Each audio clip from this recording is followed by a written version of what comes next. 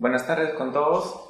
El día de hoy vamos a hablar acerca del RCP básico. Mi nombre es Caleb Pino, yo soy médico residente de cardiología de tercer año en el Hospital Rebagliati, a través de la Universidad Cayetano Heredia. El tema de hoy es un tema que todos los médicos y todos los profesionales de la salud deberíamos de manejarlo bien. Es el tema del RCP. Muchas veces, sea en el ámbito hospitalario, o sea que estemos fuera de un hospital, fuera de un centro de salud, tenemos que dar reanimación, sea a personas que conocemos o a personas que no conocemos. A veces pasa que en la casa alguien puede tener un paro y tenemos que saber reanimarlo de forma adecuada. O en el hospital, sea que seamos internos, residentes o ya médicos asistentes de planta, tenemos que saber manejar de forma adecuada cada uno de los pasos del RCP. Entonces, vamos a ir desarrollando este tema progresivamente. El texto base que yo les recomiendo a ustedes para que puedan pasar este tema, para que puedan seguir revisando, es de las guías de la American Heart Association. Cada 5 años, la American Heart Association elabora guías sobre el RCP. La última que tenemos es del 2015, es la actualizada. Y anualmente cada año se hacen algunas actualizaciones específicas, puntuales, algunas recomendaciones que se hacen según los estudios que van saliendo, pero el texto básico son las guías, ¿no? Es la guía del 2015 de RCP, tanto básico como avanzado. En esta guía, la última que se publicó en Circulation y en Resuscitation, fue algo simultáneo. Participaron 250 revisores de 39 países, es algo multicéntrico para que la evidencia sea más homogénea. Y quienes presentan esta guía es el INCOR, no el INCOR, que es el Instituto Nacional Cardiovascular del Perú, ¿no? Sino el INCOR, que es un instituto más internacional que tiene que ver con la elaboración de las guías cada 5 años, ¿no? El último es el 2015, como habíamos comentado. Entonces, cuando vemos pacientes en paro, pueden ser múltiples situaciones. Probablemente los que más recordamos, gracias a la prensa también, es el tema de los pacientes que hacen paro cuando están haciendo actividad deportiva, ¿no? Jugadores de Europa, jugadores de Estados Unidos, jugadores de Perú, de Sporting Cristal, ¿no? Que hace unos años falleció también Jair Clavijo. Un periodista deportivo también, Daniel Peredo, hace poco falleció por un tema de un paro cardíaco. Y muchas veces nosotros tenemos que responder de forma favorable cuando el paciente está en esa situación. Lo más habitual, nosotros profesionales de la salud, es que tengamos que ver el movimiento hospitalario, ¿no? La mayoría conoce el RCP, sabe cómo hacerlo, pero saber hacerlo correctamente es diferente. ¿Cómo definimos el paro cardiorrespiratorio? El paro cardiorrespiratorio se define como el cese brusco e inesperado de la circulación y la respiración. En el paro cardíaco decimos que el corazón pues no late, falta actividad eléctrica en el corazón. Paro respiratorio cuando uno no tiene el impulso ventilatorio espontáneo, está en apnea. Cuando ambos se juntan hablamos de paro cardiorrespiratorio. Solamente podemos hablar de paro respiratorio cuando el paciente está en apnea pero tiene pulso. Y solamente hablamos de paro cardíaco cuando el paciente no tiene pulso pero respira.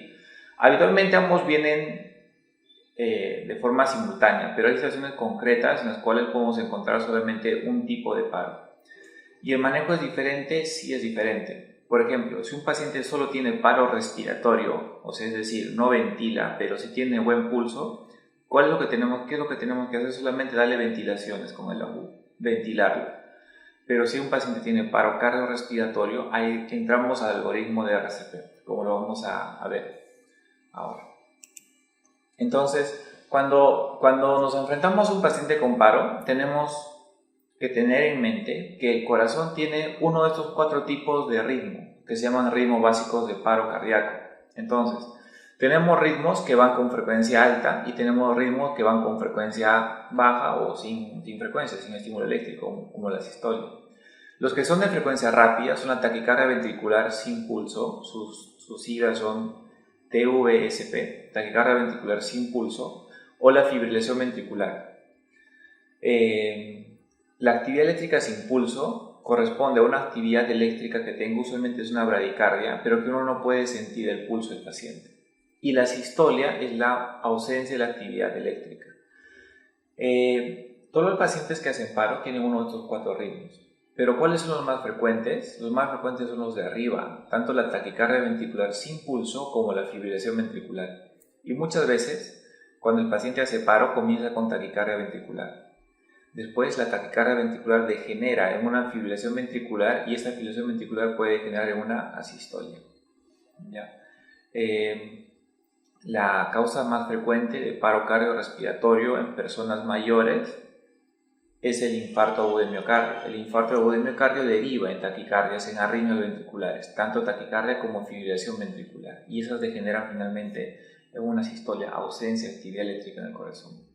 Y en gente joven, ¿cuál es la causa más frecuente de paro cardíaco? Son las miocardiopatías, sobre todo la miocardiopatía hipertrófica, que es lo que más se ve en deportistas, ¿no? Deportistas, gente que esté en entrenamiento, que súbitamente hace muerte, ¿no? Es importante que ustedes puedan reconocer estos ritmos de paro. Es importante, ¿ya? Porque si es que ustedes ven los ritmos que están arriba, que son la taquicardia ventricular y la fibrilación ventricular, son ritmos rápidos, que si uno lo desfibrila al paciente, el paciente sale, se recupera, sale de este paro. Pero si es un paciente que tiene actividad eléctrica sin pulso, tiene asistolia, es decir, tiene tendencia a hacer frecuencias bajas o ausencia de actividad eléctrica, la desfibrilación, más que ayudarlo, va a empeorar al paciente. Por eso es importante que cuando ustedes evalúen un paciente en paro, diferencien bien si es un ritmo que se desfibrila o que no se desfibrila. Yo les he dicho que la causa más frecuente de taquicardia ventricular y fibrilación ventricular es la enfermedad coronaria. Sin embargo, cuando hablamos de ritmos no desfibrilables, tenemos varias causas que le llamamos causas reversibles, ¿no? Las 5Hs y las 5Ts, por ejemplo, la hipovolemia, la hipoxemia, la acidosis, la la hipercalemia, la hipotermia, entre las 5Hs y entre las 5Ts, el taponamiento cardíaco, la trombosis coronaria, el tromboembolismo pulmonar y el neumotórax de tensión, así como las intoxicaciones, ¿no? Estos son causas reversibles que uno podría tratarlos y ayudar a que el paciente salga, ¿no? en el tratamiento del paro. Pero estos pacientes, ¿qué es lo que van a tener? Lo más habitual es que tengan asistolia o que tengan actividad eléctrica sin pulso. Como les repito, solo los ritmos rápidos se desfibrilan, los ritmos lentos no se desfibrilan. Hay que hacer masaje cardíaco y hay que buscar causas secundarias como son las que están acá. Muy bien. Cuando hablamos del RCP básico, vamos a ver un marco en el cual nos vamos a regir, ¿no?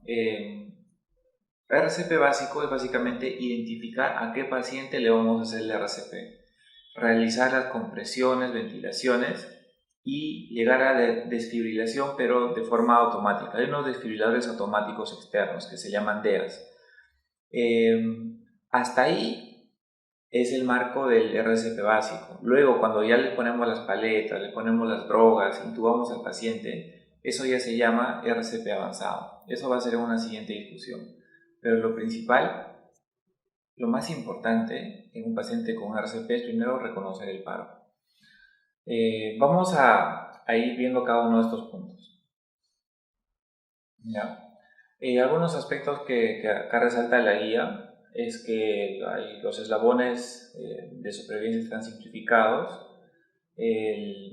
Miren que el operador telefónico puede dar instrucciones a la persona que llama. Uno cuando tiene un paciente en paro, identifica rápido el paro, el paciente está en paro, no respira, no tiene pulso, entonces llamamos al sistema de emergencias que nos traigan un DEA, un desfibrilador, y que llamen a más reanimadores para que nos ayuden. Porque cuando hagamos el masaje nos vamos a cansar. Ahí tiene que haber alguien que podamos hacer el intercambio. Bueno, acá la secuencia de los reanimadores es de 30 a 2, 30 compresiones por 2 ventilaciones. Se insiste en el RCP de alta calidad. Vamos a ver qué entendemos por RCP de alta calidad. Las compresiones tienen que ser, miren ustedes, de 100 a 120 por minuto y la profundidad de 5 a 6 centímetros. Estamos hablando de personas adultas, ¿no? Personas adultas. Entonces, en el RCP hay dos escenarios. Uno es el prehospitalario, antes llega al hospital, y el otro es el intrahospitalario, cuando sucede el paro en un paciente que está dentro del hospital. Miren ustedes, la cadena de supervivencia son como una cadena, ¿no? Eslabones que tenemos que ir uno tras otro en la atención del paro. Entonces, las guías nos hablan de atención extrahospitalaria cuando el paro está atendido, por ejemplo, en nuestro domicilio, ¿no? Dios no quiera, pero pasa a nuestro familiar que hace paro bruscamente, tenemos que atenderlo. ¿Cuál es la forma de hacerlo? Primero, tenemos que reconocer que efectivamente el paciente está en paro. Nos acercamos, le preguntamos, señor, si nos encuentra usted bien, no nos responde, tenemos que pedir ayuda, tenemos que llamar pidiendo ayuda, pidiendo un DEA, pidiendo que alguien más venga y nos ayude con el RCP. Y después, inmediatamente comenzamos las compresiones, el RCP de alta calidad.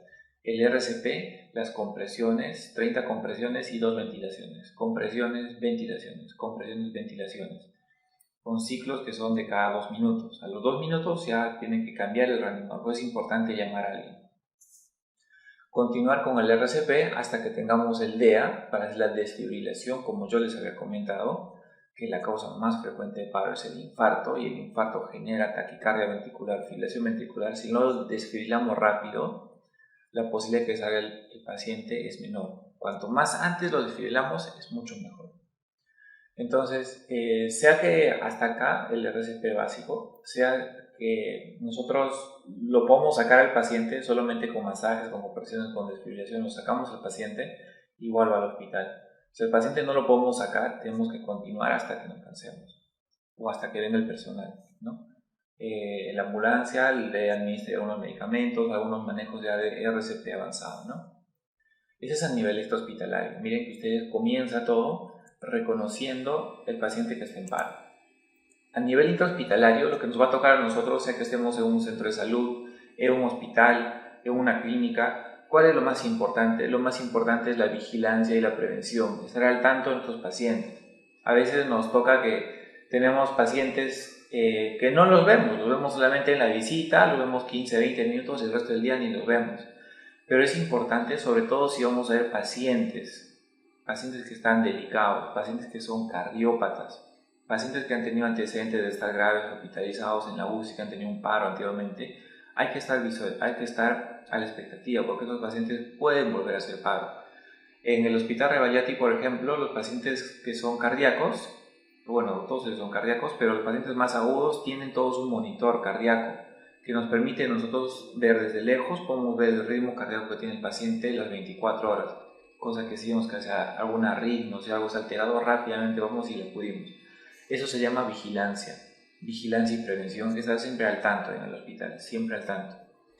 Luego de que hagamos la vigilancia y prevención, igual, paciente está en paro, nos avisan, paciente no respira, vamos, lo verificamos, efectivamente no respira, no tiene pulso, entonces llamamos a alguien, tocamos el timbre de paro, pedimos a la enfermera que traiga el coche de paro y que traiga más gente que nos ayude. Comenzamos igual las compresiones, ventilaciones, hacemos la desfibrilación. En el hospital tenemos la facilidad de que casi todos los hospitales tienen su coche de paro, tienen su desfibrilador, entonces de frente traen el desfibrilador, ¿no? Pero lo importante es avisar, tengo un paciente en paro, necesito desfibrilador y el coche de paro, listo, nada más. Entonces, el reconocimiento del paro es un punto clave, es el punto que va a iniciar todo el algoritmo del RCP. Entonces, depende de un reconocimiento precoz, la respuesta que podemos dar y la ayuda que podemos dar al paciente y también el apoyo que podemos tener del resto. Si no hablamos, no decimos nada, nadie va a venir a ayudarnos. ¿A qué es importante, por ejemplo, la enfermera o la técnica que nos avisa, que es lo más usual, que nos diga, el paciente está mal, el paciente no respira, pero ¿qué tal si el paciente está convulsionando? Si el paciente está haciendo una crisis de Stock-Adams, ¿qué tal si el paciente está haciendo un ACV? Es diferente, ¿sí o no? Un paciente con ACV tiene pulso, un paciente con ACV respira, pero tal vez está inconsciente, o tal vez hace un déficit focal, de una pierna, brazo. Es diferente. Un paciente que convulsiona probablemente ha aflojado esfínteres, pero respira, tiene pulso. Es importante que nosotros podamos diferenciar un paciente si es paro o no es paro, como básicamente son dos cosas. Uno, ver que el paciente que responda y el otro es ver respiraciones y pulso. El paciente no responde, entonces solicitamos ayuda. Yo les pregunto, ¿qué parte de los pulsos que conocemos, cuál es el pulso que nos sirve para evaluar la ausencia de pulso en el paro, para iniciar el RCP? De los pulsos que podemos ver que son, digamos, radial, humeral, axilar, carotidio, femoral, pediopopliteo, el pulso carotidio es el más recomendado. Pulso carotidio es el más recomendado para ver presencia o ausencia de pulso e iniciar el RCP. Entonces, ya hemos identificado el paro, hemos pedido ayuda, hemos llamado para que nos ayuden. Tenemos que ver el tema de las compresiones. Hacemos RCP buenas compresiones y lo intercalamos con ventilaciones. 30 ciclos de compresiones por 2 ciclos de ventilaciones, ¿no? Y usualmente cambiamos los reanimadores cada 2 minutos porque es cansado. A veces como se pide que se comprima bien, a veces uno se puede cansar antes de los 2 minutos y tiene que hacer el cambio, ¿ya? Luego de las compresiones vemos la vía aérea. Recuerden que esta nueva guía ha cambiado las indicaciones anteriores. Antes la indicación era ABC, vía aérea, compresiones y pues la circulación. Actualmente eso ha cambiado. CAB son las indicaciones. Primero hay que ver la circulación, primero hay que ver las compresiones, después ya vemos la vía aérea. Entonces, cuando ustedes ven un paciente, identifican un paciente en paro, ¿qué es lo más importante y lo que no deben dejar de hacer? Cuando ya identificó el paro, empezar a comprimir. Eso es lo más importante. Luego las compresiones, ustedes pueden ver la vía aérea. Primero las compresiones, ya está demostrado, ¿ya? Porque a veces mientras ubicamos la vía aérea podemos perder tiempo importante y podemos retrasar las compresiones.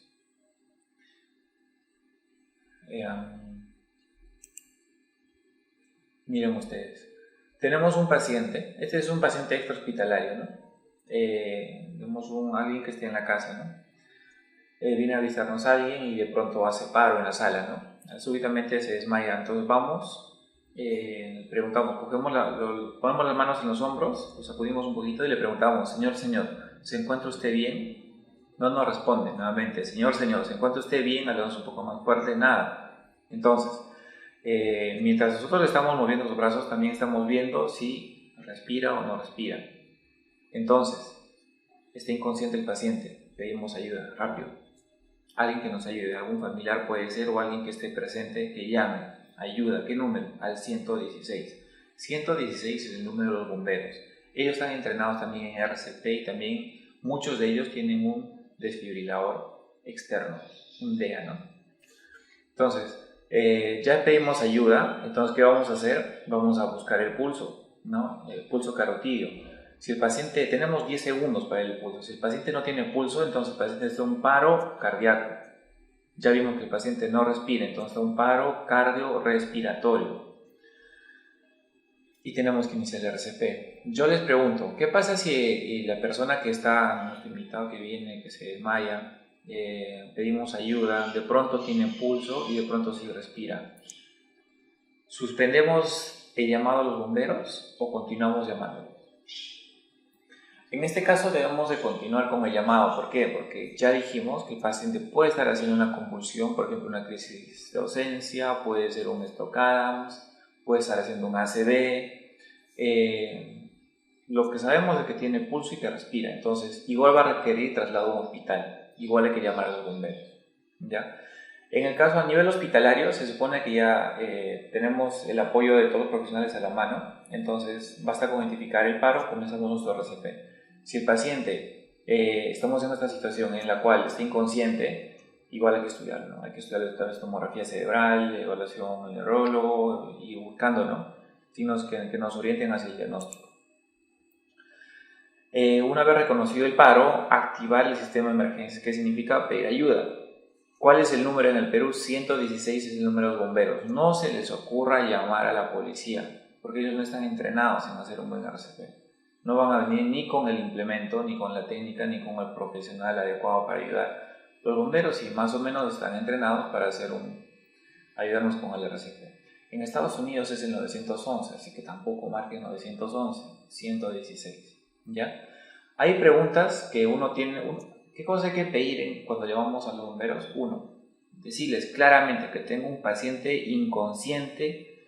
Si vemos que está en paro, un paciente inconsciente en paro. Necesito personal que nos ayude con el RCP y necesito que me traigan un DEA. 2 cosas nada más. Que me traigan un profesional entrenado y que traigan un DEA. Nada más, 2 cosas. Como dijimos, confirmamos el paro, activamos el sistema de emergencias e iniciamos el RCP. Miren ustedes, Cuando iniciamos RCP, yo les había comentado que lo más importante, más que ventilar, es la compresión. Comprimirlo en esta posición. Miren ustedes cómo está. El reanimador estira los brazos e inclina todo el peso de su cuerpo sobre los brazos. Los brazos están rectos, no están inclinados. Ahí no trabaja la mano, ahí lo que trabaja son los brazos, el hombro. Es el que se inclina en todas las compresiones. Miren cómo se ponen las manos. Ustedes ponen la mano dominante sobre la mitad inferior del esternón. Usualmente le ponen la palma, ¿no? Encima le ponen la otra mano, estiran los brazos y se inclinan sobre el paciente y empiezan las compresiones. Recuerden que el peso y la fuerza no vienen de las manos, no depende si ustedes tienen muchos brazos o no. Eso depende del peso del tórax. Todo es el peso del tórax el que cae sobre el paciente. Cuando hablamos de RCP de alta calidad, aparte de colocar bien las manos, los brazos, una buena inclinación, tenemos que ver el tema de cuántas compresiones vamos a hacer. Las compresiones tienen que ser de 100 a 120, o sea, tienen que comprimir rápido, 100 a 120. ¿Y qué más nos piden? Después de cada compresión, permitir que el tórax se expanda nuevamente, o sea, permitir, con cada compresión hacemos que la sangre bombee, pero cuando soltamos el tórax, permitimos que el corazón se llene de sangre para bombear en el siguiente ciclo. Entonces, si no le damos un tiempo de expansión al tórax, no se va a llenar de forma adecuada el corazón y no vamos a hacer un buen RCP. Recuerden que hay que comprimir con una frecuencia de 100 a 120 y dejar que el corazón se relaje, dejar que el tórax se expanda. La profundidad aproximada es de 5 centímetros. Esta profundidad, si es que no tenemos un maniquí, va a ser un poco complicado, pero ya con un maniquí, los maniquís a los 5 centímetros tienen un clic, suena un clic, entonces uno puede saber ya, más o menos calcula cuándo son 5 centímetros. Porque no está bien que lo comprimamos muy fuerte, a veces lo comprimos muy fuerte y empezamos a fracturar las costillas, y tampoco es la idea fracturar. Tener un paciente que ha salido de paro, sí, pero con todo fracturado tampoco es la idea, ¿ya? Si vamos a parar por algún motivo el RCP, 10 segundos como máximo, no podemos esperar más, ¿ya? 10 segundos, y usualmente ¿para qué paramos el RCP? El RCP paramos para ver si el paciente ha tenido pulso o tiene pulso y para dar las ventilaciones, ¿ya? No más de 10 segundos de paro, de suspensión de las compresiones, ¿ya? Nuevamente, ¿qué es un RCP de alta calidad? Miren, el talón de la mano sobre el esternón, los brazos rectos. Utilice el peso del cuerpo en cada compresión, la espalda recta, y uno tiene que estar arrodillado al lado de la víctima, ¿ya? Lo que se recomienda también es que la superficie sea una superficie sólida, recta, firme. Ya muchas veces si el paciente está en la camilla o está en una cama muy blanda, tenemos que bajarlo al suelo y hacerle RCP en el suelo, ¿ya? Para que tenga una superficie más sólida y podamos hacer mejores compresiones. Nuevamente las compresiones, solo para resaltarles una vez más, el máximo tiempo que tenemos para poder suspender las compresiones son 10 segundos. ¿Para qué nos va a servir? 1, para comprobar pulso, 2, para dar ventilaciones, 3, para hacer el intercambio con el otro reanimador. No más de 10 segundos. Luego que hemos iniciado las compresiones, tenemos que ver la vía aérea. Ya, en este tema de la vía aérea, yo quiero que muchos de ustedes tengan la tranquilidad de que no es obligatorio dar respiración boca a boca a una persona que no conocemos. Porque ya se ha visto que los reanimadores pueden tener el riesgo de transmitirse enfermedades infectocontagiosas como la tuberculosis. En nuestro país es endémico. Entonces, si ustedes no conocen al paciente que van a hacer RCP, a la persona que van a hacer RCP, no es obligatorio. Si es que ustedes no tienen un filtro, una de estas mascarillas con filtro, no es obligatorio que ustedes le den ventilaciones. Está bien claro en la idea. Pero si ustedes conocen a nuestro familiar normal, no se le puede dar boca a boca, ¿no? No se olviden que al momento de hacer las ventilaciones, tenemos que asegurarnos de apertura de la vía aérea. Miren ustedes, ¿cómo se apertura la vía aérea? Se hace la maniobra de mentón, frente, mentón, ¿no? Maniobra de frente, mentón. ¿Para qué? Para abrir la vía aérea. Miren cómo estiramos. Estiramos, bajamos un poco la frente y estiramos el mentón y miren cómo ustedes apertura la vía aérea. Una vez que esté así con el cuello extendido, ahí podemos dar las ventilaciones. Ahí recién el aire se ve los pulmones. Si está así, el aire va a dificultar el mensaje entrar. Y si entra, va a entrar más que la vía aérea, va a entrar hacia el estómago. Entonces no vamos a dar ventilaciones adecuadas. ¿Cuál es la salvedad cuando el paciente tiene sospecha de trauma cervical? Si el paciente tiene sospecha de trauma cervical, no hacemos esta maniobra de frente al mentón, hacemos la maniobra de tracción mandibular. Cogemos los dos ángulos de la mandíbula y lo jalamos hacia arriba, y ahí empezamos a hacer las ventilaciones. Solo si no podemos ventilar de esa forma, recién hacemos con mucho cuidado la maniobra frente al mentón. ¿Ya? Eso es en el caso de trauma cervical. Para la vía aérea tenemos dispositivos que son mascarillas que tienen un filtro que permiten la entrada del aire, pero no la salida del aire hacia la persona que va a ventilar. ¿Ya? Son dispositivos que tienen filtros. Como yo les digo, si es que ustedes tienen una persona a la que van a hacer RCP y no disponen de estos filtros, no es obligatorio que le den respiración boca a boca. ¿Ya? Miren, cuando son dos reanimadores, uno se encarga de la vía aérea y el otro se encarga de las compresiones. Si son más reanimadores, como pasa en los hospitales, a veces pasa en los hospitales que alguien hace paro y todos se ponen alrededor, ¿no? Como si fuera un show, un espectáculo. En realidad no están ahí para ver, están ahí para ayudar. Entonces miren ustedes, qué importante es extender el cuello a tal punto de que son necesarios dos reanimadores para hacer una buena ventilación. Uno se encarga solamente de pegar la mascarilla a la cara para que no se escape el aire, y el otro se encarga de dar las ventilaciones con el ambú. Obviamente que hay un tercer reanimador que se encarga de hacer las compresiones, ¿no? Y si hay un cuarto, quinto, entonces entre ellos se van turnando las compresiones cuando se cansan. ¿Ya? No olviden que la relación es de 32, 30 compresiones, hacemos 30 compresiones y luego 2 ventilaciones. Podemos parar hasta 10 segundos para ver pulso, ¿no? Para ver si el paciente ya recuperó pulso o no. O para hacer el cambio, ¿no? De ambos reanimadores. ¿Qué es la ventilación de rescate? Yo les había comentado al inicio de que si hay un paciente que está inconsciente, que le vemos, no respira, que vemos el pulso carotídeo, tiene pulso, el paciente está en paro solamente respiratorio. En ese caso que tiene paro respiratorio le damos ventilaciones de rescate. ¿Qué significa ventilación de rescate? Solo darles ventilaciones. ¿Cuál es la frecuencia de ventilación? De 5 a 6, cada 5 a 6 segundos, lo mismo que son 10 a 12 por minuto. ¿Ya? Y esto no lo olviden porque muchas veces cuando hacemos RCP, van a ver ustedes que cuando estamos haciendo RCP en los hospitales, nos gusta darle bastante oxígeno, ¿no? Le damos bastante oxígeno y bombeamos bastante el ambú a cada rato. Y darle muchas ventilaciones tampoco es bueno. No es tan fisiológico que respiremos 30, 40 veces por minuto. Con que sean 10 a 12 ventilaciones por minuto es suficiente. ¿Ya? 10 a 12 ventilaciones, ¿cómo se van a dar cuenta? Cada 5 o 6 segundos una ventilación. Cada 5 o 6 segundos una ventilación. Así uno puede saber. Ya es el caso del paciente a nivel hospitalario, ¿no? ¿Hasta cuándo continuar con las compresiones y con las ventilaciones? Pues hasta el momento de llegada del DEA. ¿Qué significa el DEA? Desfibrilador externo automático. Desfibrilador lo va a desfibrilar, le va a poner una corriente eléctrica externo porque está por fuera, no se coloca. Hay dispositivos que se colocan por dentro del corazón, en este caso es por fuera del corazón. Y es automático, ¿por qué? Porque uno solamente presiona un botón y está listo, todo hecho. No es como lo que tenemos en los hospitales, que tenemos que coger las paletas, que alguien prenda, que alguien le ponga sincronización o no sincronización, que le suba los joules, que cargue, que desfibrile. No, estos son automáticos. Uno presiona un botón y listo.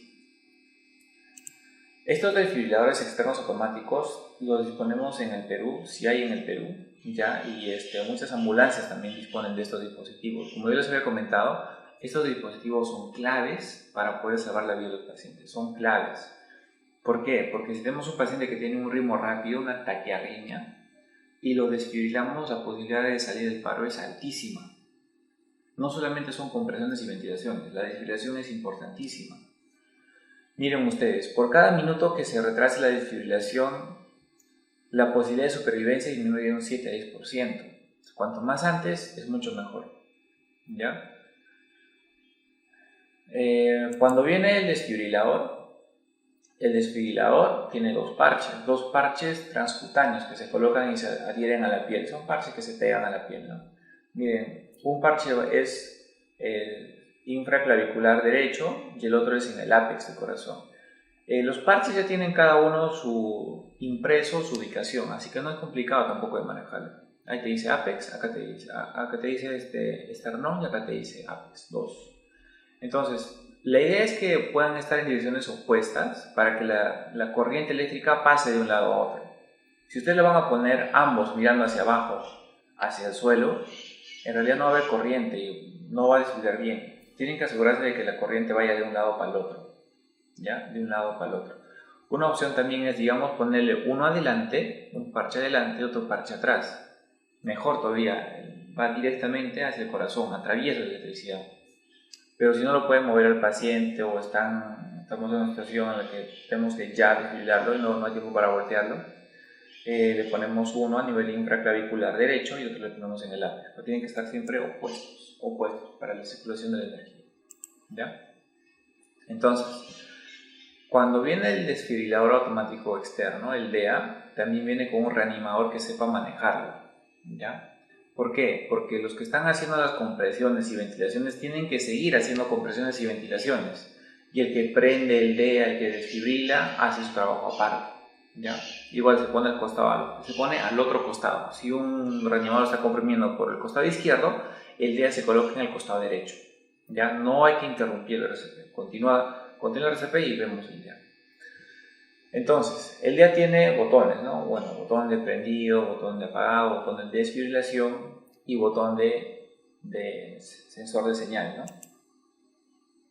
Uno coloca los parches, miren ustedes cómo está colocando los parches en las posiciones que hemos indicado, ¿no? Y presiona el botón para que el DEA automáticamente identifique el paro. El DEA identifica el paro y el DEA dice, es un ritmo que se desfibrila, o dice, es un ritmo que no se desfibrila. Si es un ritmo que se desfibrila, va a decir, presiona el botón para iniciar la descarga. Pero si es un ritmo que no se desfibrila, va a decir, continúe con las compresiones, ¿ya?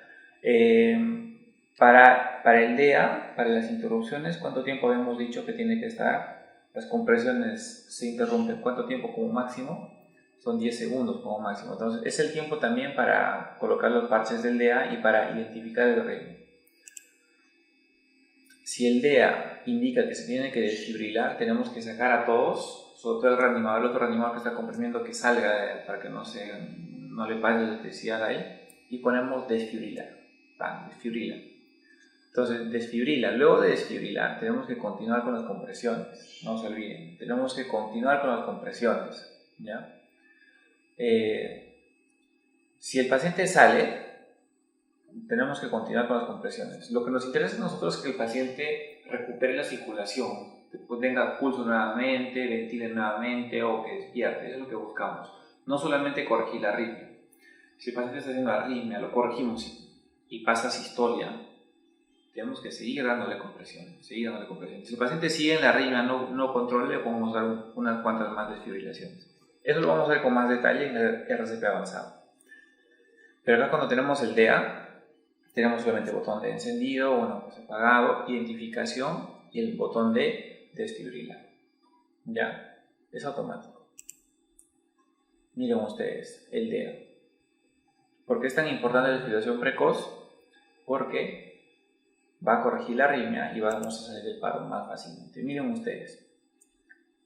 Todos los tipos de paro cardíaco necesitan desfibrilarse. No, ya hemos dicho que solamente los que tienen ritmos rápidos. Este ritmo caótico, ¿cómo se llama? Este ritmo caótico de origen ventricular se llama fibrilación ventricular. Y este ritmo un poco más organizado, pero rápido también, y de origen ventricular se llama taquicardia ventricular. Miren la diferencia, o sea, no es igual. Este es un poco más regular, más homogéneo, de una sola morfología, pero acá también todo irregular, algunos pequeños, grandes. No hay una morfología clara en esta fibrilación, esta desorganización. Yo acá tengo un video para que ustedes lo puedan ver y vean los ritmos que se dan en un paciente que está haciendo infarto agudo de miocardio. Miren ustedes, vamos a poner este monitor en la derivada 2, el paciente tiene 69 frecuencia cardíaca. Vamos a ver acá, en este trazado del electro, vamos a ver la onda P, el complejo QRS, la onda T. la onda P, el complejo QRS y la onda T. ¿Qué es lo que llama la atención acá? Que el segmento ST está elevado, miren ustedes. El segmento ST está elevado, o sea, viene la P, QRS, y acá, en esta zona final del QR, se eleva el segmento ST y se continúa con la onda T. Eso se llama ST elevado. Este paciente está haciendo un infarto ST elevado, ¿ya? En la derivada 2, ¿qué significa? Es en la cara inferior, ¿sí o no? 2, 3 y ABF es cara inferior. Está haciendo un paciente con un infarto en la cara inferior. Y vamos a ver cómo se desenlaza, cómo se forman estas arritmias en el transcurso del infarto. Esto se ve de forma experimental, pero cuando tenemos al paciente en paro, probablemente ya todo eso ya haya sucedido. Vamos a ver el video.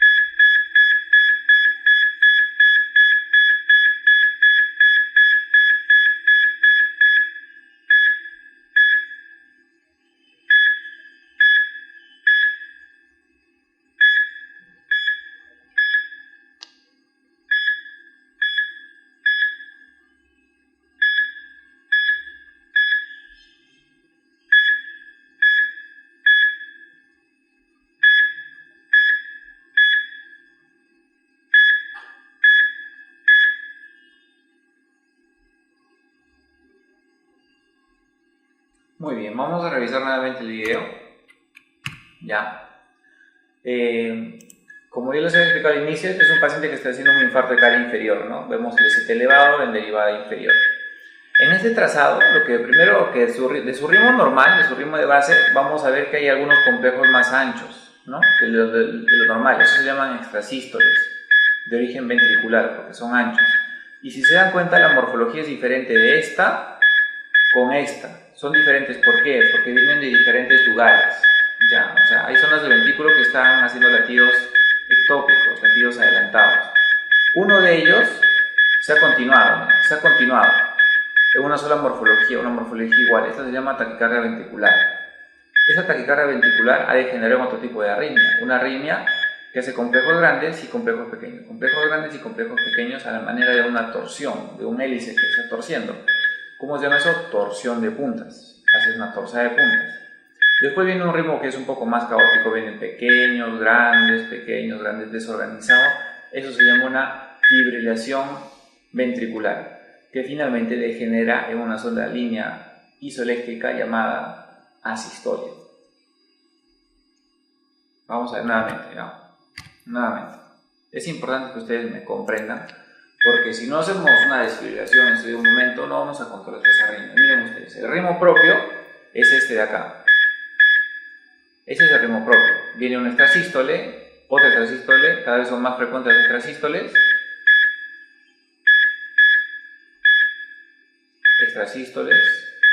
Extrasístoles. Y van a ver que una de estas extrasístoles degenera en una taquicardia ventricular. O sea, taquicardia ventricular son muchas extrasístoles, así es. 3 o más extrasístoles juntas se llama taquicardia ventricular. Pero miren, acá son mucho más de 3. Esa taquicardia ventricular degenera en otra arritmia, miren ustedes. Una arritmia en la cual se ve una torsión, se llama torsión de puntas, ¿no? Como una hélice, cambia su eje. Miren, cambia su eje. Eso se llama torsión de puntas. Miren ustedes que es diferente, esta arritmia de acá es diferente, es una forma más desorganizada, pequeñito, no se logra identificar un complejo QRS de forma adecuada y finalmente esto degenera una ausencia de actividad eléctrica, ¿no? Luego que termina en todo, ¿no?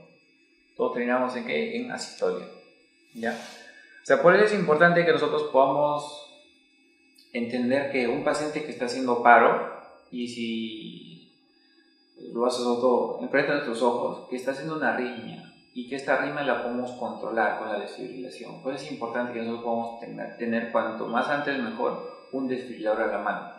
Si vuestros hospitales no lo tienen, eso realmente es algo grave, porque debemos de tenerlo. Si estamos en la calle, lo que nos queda es llamar a los bomberos 116 para que nos traiga un desfibrilador automático, ¿no? Un automático que lo podemos colocar. En la siguiente clase, cuando veamos cómo se desfibrila, vamos a ver un poco los joules, cómo se maneja todas las paletas. Entonces, los ritmos que se desfibrilan, ya habíamos dicho que son taquicardia ventricular sin pulso y la fibrilación ventricular. Los ritmos que no se desfibrilan son la asistolia, la ausencia de actividad eléctrica en el corazón, y la actividad eléctrica sin pulso. El paciente tiene un poco de pulso, pero no sentimos. Tiene un poco de latidos, pero no sentimos el pulso. Se ve el trazado en el electro, pero el paciente no tiene pulso. Usualmente es una bradicardia. ¿Ya? Estos ritmos no se desfibrilan. ¿Qué se hace? Se busca, aparte de hacer compresiones y ventilaciones, o sea, continuar con el RCP, buscamos causas secundarias. ¿Cuáles son las causas secundarias? Causas reversibles, las 5H y las 5T. Tenemos 5H, 5T. Las 5H de qué? H de hipovolemia. Paciente de tránsito está sangrando. Hipoxemia, paciente que ha subido a 5.000 metros sobre el nivel del mar. Paciente en acidosis, hidrogeniones, exceso de hidrogeniones, acidosis, una cetoacidosis diabética, por ejemplo. Paciente con hipo o hipercalemia, un paciente renal en hemodiálisis que no se dializa hace una semana, tiene el potasio en 10, hipercalemia. Hipotermia, paciente que sube a 5.000 metros sobre el nivel del mar, al nevado, hace hipotermia. Miren ustedes, taponamiento cardíaco, paciente que ha hecho un traumatismo torácico y ha hecho taponamiento cardíaco. Trombosis coronaria, ¿qué cosa es? Infarto de miocardio. Miren, también el infarto está como causa secundaria. El tromboembolismo pulmonar, típico paciente obeso, sedentario, que tiene trombosis venosa profunda y comienza con disnea súbita, hace tromboembolismo pulmonar. Neumotoras de tensión. Neumotoras de tensión se produce sobre todo en pacientes altos, ¿no? Altos, de hábito asténico, fumadores, ¿no? Que bruscamente hacen dolor. Torácico y dificultad respiratoria. Pueden hacer paro también. O pacientes intoxicados, ¿no? Típico, ¿no? La mujer que termina su relación se toma sus 10 pastillas de diazepam. Entonces, por tóxicos también pueden hacer depresión respiratoria, depresión cardíaca y terminan en paro cardiorrespiratorio. Esas son causas que tenemos que tomarlas en cuenta, que no solamente es el infarto, son muchas causas, pero la más frecuente es el infarto. Y lo que si estamos más rápido le va a salvar al paciente es la desfibrilación. ¿Ya? Acá tenemos algunos algoritmos. ¿Ya? No se olviden, antes que todo, antes que nada, antes de iniciar el RCP, todo, antes de verificar el paciente, tenemos que asegurarnos que la escena sea segura. Si, por ejemplo, el paciente está inconsciente y está dentro de un incendio, es más complicado que entremos. O si está en la vía pública, con el tránsito a full, complicado. Tenemos que ver primero nuestra seguridad, porque si no vamos a tener 2 personas graves, no solamente una, sino vamos a ser nosotros y el paciente. Por eso es importante que ustedes puedan asegurar la escena. Cuando estamos a asegurar la escena, digamos en nuestra casa, ¿no? Ahí podemos ver entonces la víctima no responde, podemos llamar a los bomberos que nos traigan un DEA, ¿no? ¿Qué pasa si el paciente respira? Si respira y si hay pulso, ¿qué hacemos? Igual que vengan los bomberos, puede estar haciendo un ACV o otro tipo de enfermedades. Si el paciente no respira, pero tiene pulso, ¿cómo se llama eso? Es un paro respiratorio. A veces solamente por benzodiazepinas se hacen paro respiratorio. ¿Qué hacemos? Solamente lo ventilamos. ¿Cuándo es la frecuencia de ventilación? Una ventilación cada 5 a 6 segundos y 10 a 12 ventilaciones por minuto. Igual, hasta que venga la ambulancia y se determine la causa de su paro respiratorio. ¿Ya? En el caso de que el paciente no respire o que el paciente no tenga pulso, entramos a nuestro algoritmo de RCP. Entonces comenzamos 30 compresiones y luego las compresiones recién vienen las ventilaciones, 2 ventilaciones, y utilizar el DEA tan pronto sea posible. Llega el DEA, entonces llega el DEA y el DEA va a analizar el ritmo y nos va a decir, ¿se desfibrila o no se desfibrila? Si se desfibrila, entonces descargamos, listo, descargamos. Si es un ritmo que no se desfibrila, entonces el DEA nos va a decir continúe con las compresiones. ¿Qué hacemos? Reanudamos el RCP. Reanudamos el RCP ¿hasta cuándo? Hasta 2 minutos. A los 2 minutos volvemos a pedir al DEA que analice el ritmo. ¿Ya? Que analice el ritmo nuevamente. Hay unos dispositivos que son dispositivos que nos intentan, ¿no? Facilitar la vida, que hacen compresiones, miren ustedes, compresiones de forma automática. ya tienen una distancia ya predeterminada, ya tienen una frecuencia predeterminada, pero como ustedes comprenderán, es un poco complicado conseguir. Si en países desarrollados es complicado, mucho más en el nuestro. Sigue siendo las compresiones que nosotros podamos dar al paciente lo mejor que le podemos ofrecer en un inicio. ¿Qué pasa cuando hay obstrucción de la vía aérea por un cuerpo extraño? No nos toca un paciente con RCP, pero nos toca un paciente que se está atragantando, que está con cianosis, no puede respirar. ¿Cómo lo manejamos? Con maniobras, la maniobra de Heimlich, ¿no? La maniobra de Heimlich. Un paciente que tiene obstrucción de las vías aéreas, puede ser la obstrucción completa o incompleta. Miren, si es incompleta puede haber poco de dificultad respiratoria, puede toser, puede estar agitado, pero si es completa, miren, mucho más ansioso, tal vez ya no puede hablar ni respirar porque está totalmente tapada la vía aérea, o se agarrará el cuello con las manos, ¿no? Este es el signo universal de ahogamiento, cogerse, ¿no? Uno ya sabe que está ahogando, cianótico, no puede respirar. Ya. Hacemos la maniobra de Heimlich. La maniobra de Heimlich la podemos hacer a partir del año de vida, a partir del año. ¿Cómo hacemos? Nos posicionamos por detrás del paciente y cogemos el epigastrio. Cogemos el epigastrio, miren ustedes cómo se pone el puño de la mano dominante, el pulgar se pone hacia el epigastrio. Y la otra mano coge el puño, ¿no? La otra mano coge el puño y comprimimos fuerte hacia adentro y hacia arriba. No se olviden eso. Hacia adentro y hacia arriba. ¿Qué es lo que queremos? Queremos comprimir el estómago.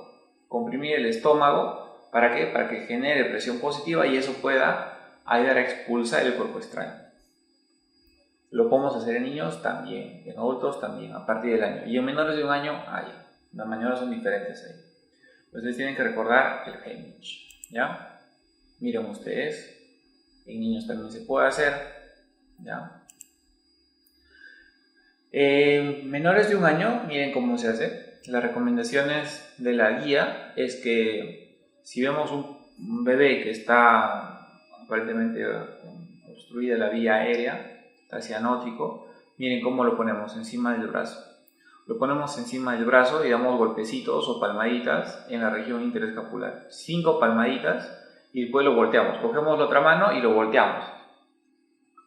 Y damos 5 compresiones en la región inferior del esternón. 5 compresiones. 5 golpeditas y 5 compresiones. Y así debería de botar el cuerpo extraño del paciente, ¿no? El bebito. ¿Qué pasa con las gestantes?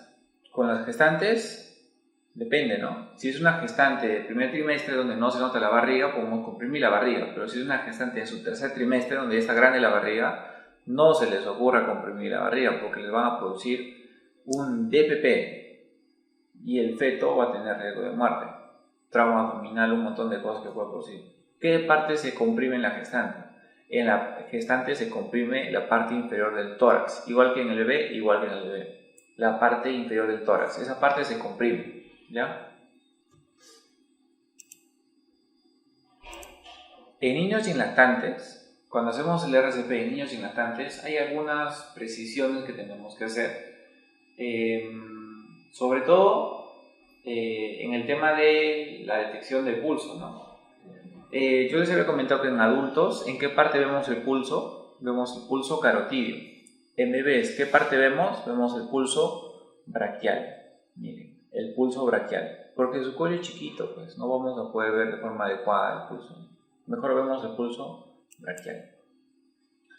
Miren, las compresiones torácicas en el lactante, en la guía lactante dice que es lactante menos de un año, ¿ya?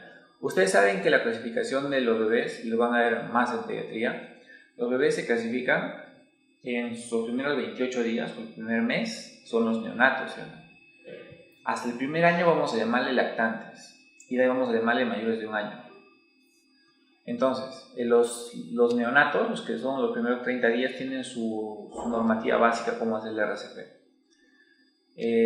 Los que son más de un mes hasta un año, vamos a llamar lactantes, así tiene que ser el RCP, miren ustedes. Como su pechito es pequeño, no podemos meter toda la palma, entonces podemos poner los dos dedos, dedo índice y dedo medio, y hacer compresiones. Si es un solo reanimador, hacemos compresiones con los dos dedos, si es un solo reanimador. Si son dos reanimadores, uno de los reanimadores envuelve el tórax del bebé con los dos dedos, con las dos manos, y con los pulgares comprime el pechito. ¿Ya? Y es igual, de las tetillas para abajo, ahí se comprime, de las tetillas para abajo en el esternón. Y el otro reanimador de las ventilaciones. Cuando es un solo reanimador, se hace compresiones y ventilaciones a un ritmo de 30-2. Y cuando son dos reanimadores, se da una frecuencia de 15-2. Esto sirve para lactantes y para niños. En adultos, sea que sea un reanimador, o sea que sean dos reanimadores, es 30-2. No se olviden. 30-2. No se olviden. Lactantes, un solo reanimador, 30-2. Dos reanimadores, 15-2. Miren ustedes acá. Las ventilaciones acá vemos que le están dando con una mascarilla, ¿no? Mascarilla y el ambú.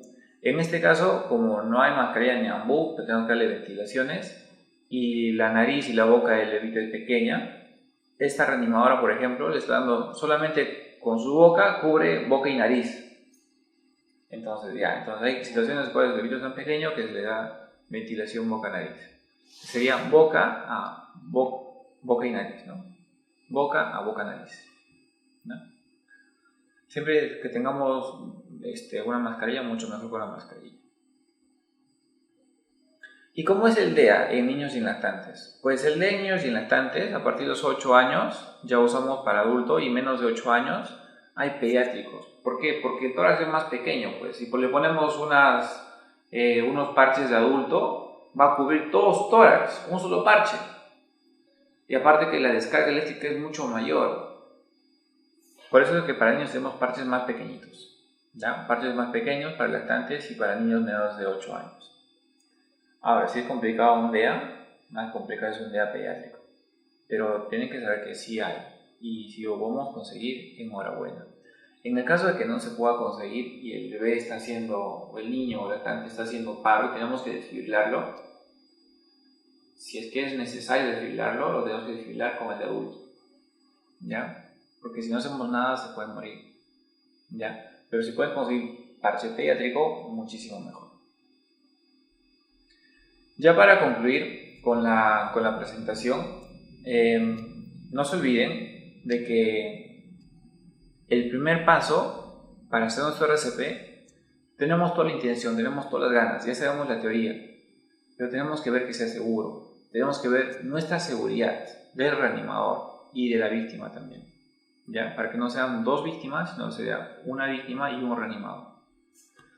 Tenemos que reconocer el paro, comprobar si el paciente responde, ponemos las manos sobre los hombros y le sacudimos: señor, señor, conteste, responda. No responde, entonces, ¿qué hacemos? Activamos el sistema de emergencias. Pedimos que alguien llame a los bomberos al 116, pedimos un reanimador y pedimos un DEA. ¿Y qué hacemos luego? Empezamos a buscar pulso, ¿no? Pulso, respiraciones, tenemos 10 segundos. No hay pulso, entonces ¿qué hacemos? Iniciamos el RCP. ¿Ya? Iniciamos el RCP. No se olviden la relación de compresiones. En los adultos es de 30-2, sea 1 o 2 reanimadores, y en niños y en lactantes se puede aceptar con 2 reanimadores, 15-2. ¿Por qué esta diferencia? Porque los bebés, los niños, habitualmente hacen problemas más respiratorios. El origen de su paro es más respiratorio, pero los adultos, adolescentes, el origen de su paro usualmente es cardíaco. ¿Ya? Por eso, en los bebés, si es que son 2 reanimadores, se le puede dar ventilaciones más frecuentemente. ¿Ya? Las compresiones van de 100 a 120 compresiones por minuto. Es una ventilación cada 5 a 6 segundos, lo mismo que son 10 a 12 ventilaciones por minuto. No se olviden que las compresiones son de 100 a 120, la profundidad son al menos de 5 centímetros, como les había comentado inicialmente. ¿Cómo uno puede saber que está comprimiendo bien? Hay que tener maniquís. Hay que comprimir los maniquís porque ellos avisan, tienen un clic cuando uno ya está llegando a los 5 centímetros y uno ya sabe hasta dónde comprimir y uno ya luego automáticamente lo hace. En Recuerden que las manos tienen que estar, trazamos una línea, la mitad del esternón o a nivel de los pezones y del esternón para abajo, en esa mitad inferior del esternón, ahí tenemos que comprimir con ambas manos. Tenemos que permitir la descompresión torácica después de cada compresión. ¿Para qué? Para que la sangre regrese al corazón, para la siguiente compresión salga. Tenemos que reducir las interrupciones, el tiempo máximo son 10 segundos. Yo le recomiendo, yo llegué a hacer el curso de RCP porque la universidad nos obligaba a hacerlo, porque piden una acreditación. La AHA, la American Heart Association, da una acreditación cada 2 años, tanto en BLS, que es el Basic Life Support, o el RCP básico, como en el RCP avanzado. Ya es cada 2 años. Es importante que ustedes lo hagan como colegas, como profesionales de la salud. Es importante que lo hagan por lo menos una vez. ¿Por qué? Porque hay la ventaja de tener los maniquís. Uno tiene los maniquís y también controlan tiempos. A uno le controlan los tiempos ya. 100 a 120, ¿no? 100 a 120. Entonces te controlan cuántas compresiones hacen, cuántas ventilaciones hacen. Cuando ventilas boca a boca, o sea, con la mascarilla, te controlan que el tórax se expanda de forma adecuada. Te controlan que coloques bien el DEA, que puedas desfilar de forma adecuada. Te controlan si hace clic o no cuando hace compresiones. Todo eso, muchas veces cuando hacemos la teoría, son cosas que no las podemos experimentar. Entonces, yo les recomiendo, si ustedes pueden hacer talleres de RCP, háganlo, por lo menos el básico. Ya quienes ustedes se dediquen a lo que es UCI, a los que se dedican a lo que es cardiología, a los que se dedican a hacer medicina interna, los que se dediquen a especialidades críticas, tengan también el certificado de RCP avanzado, porque es importante y eso lo vamos a ver día a día en el hospital. Muchas gracias. Mi nombre es Caleb Pino. Si tienen alguna duda, alguna pregunta, igual pueden hacérmela al correo y les estaré ayudando en la